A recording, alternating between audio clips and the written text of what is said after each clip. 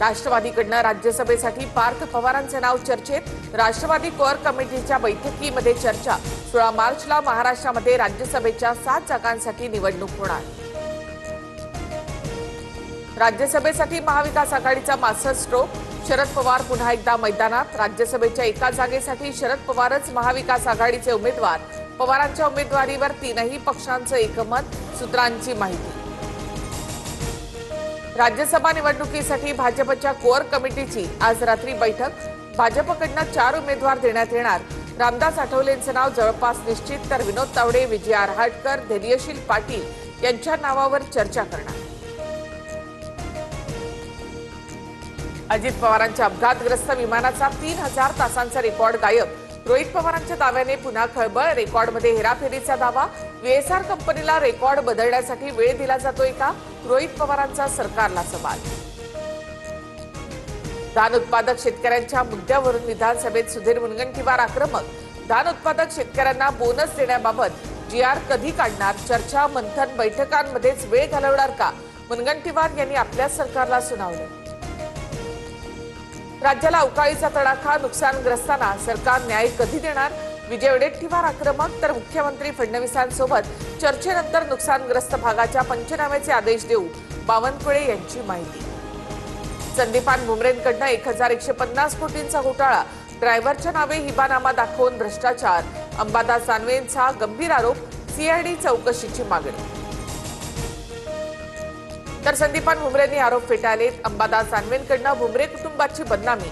दानवेंवर अब्रू नुकसानीचा दावा ठोकणार। आमदार विलास भुमरे यांचा इशारा।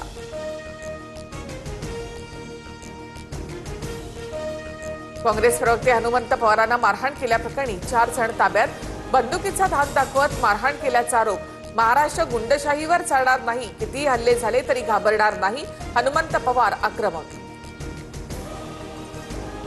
काँग्रेस आमदार साजिद खान पठाण यांचा बिश्नोई गँगकडनं जीवे मारण्याची धमकी। 10 कोटी द्या अन्यथा बाबा सिद्दीकी करू। शुभम लोणकरचा धमकीचा कॉल। Audio clip viral. रत्नागिरीच्या सावर्डेमधील पोलीस उपनिरीक्षक ACBच्या जाळ्यात। PSI मनीष कांबळेला 25,000ची लाच घेताना अटक। अपघातामधील मृताच्या विम्याची रक्कम मिळवण्यासाठी लाच मागितल्याचा प्रकार। बीडच्या नेकनूरमध्ये शिवप्रेमींनी रातोरात छत्रपती शिवाजी महाराजांचा अश्वारूढ पुतळा उभारला। परवानगीबाबत अस्पष्टता। जिल्ह्यामध्ये 2 दिवसात 2 ठिकाणी शिवरायांचे पुतळे। पुण्यामध्ये पोलीस छाप्याच्या दरम्यान स्पामधील महिलेचा मृत्यू। पळ काढताना खिडकीतून उडी मारल्यामुळे दुर्घटना। पोलिसांसमोरच महिला विव्हळत होती। महिलेच्या मृत्यूला जबाबदार कोण, असा सवाल उपस्थित। माओवाद्यांचा सर्वोच्च कमांडर देवजीचा आत्मसमर्पण। 42 वर्ष 5 राज्यांमध्ये दहशत पसरवणारा देवजी अखेर तेलंगणा पोलिसांसमोर शरण। विदर्भातील महत्वाकांक्षी वैनगंगा नळगंगा नदीजोड प्रकल्पाला मान्यता। जलसंपदा मंत्री गिरीश महाजन यांचा ऐतिहासिक निर्णय। नागपूर, वर्धा, अमरावती, यवतमाळसह 8 जिल्ह्यांमधील 38 तालुक्यांचा पाणी प्रश्न मिटणार। पैठणमध्ये नाथषष्ठी उत्सवासाठी गोदावरीचं पात्र कोरडं होताच सोनं शोधण्यासाठी नागरिकांची झुंबड। विधींवेळी अर्पण केलेले दागिने, अस्थि विसर्जनातील सोन्याच्या आशेने नदीपात्रामध्ये शोध मोहीम। कांदा निर्यात अनुदानाच्या 50% कपातीच्या निर्णयावर केंद्र सरकारचा U-टर्न। 24 तासांच्या आत निर्णय रद्द।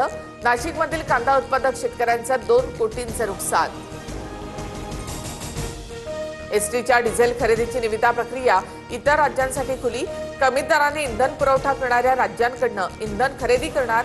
कमी व्हॅट असल्यामुळे डिझेलचं कंत्राट गुजरातकडे जाण्याची शक्यता। कुणालाही डिजिटल अरेस्ट करता येत नाही। तुम्हाला असा फोन आला तर तो फ्रॉड कॉल आहे असं समजा। अशा प्रकरणात मोठ्या लोकांची फसवणूक झाली आहे, मुख्यमंत्री फडणवीसांची माहिती।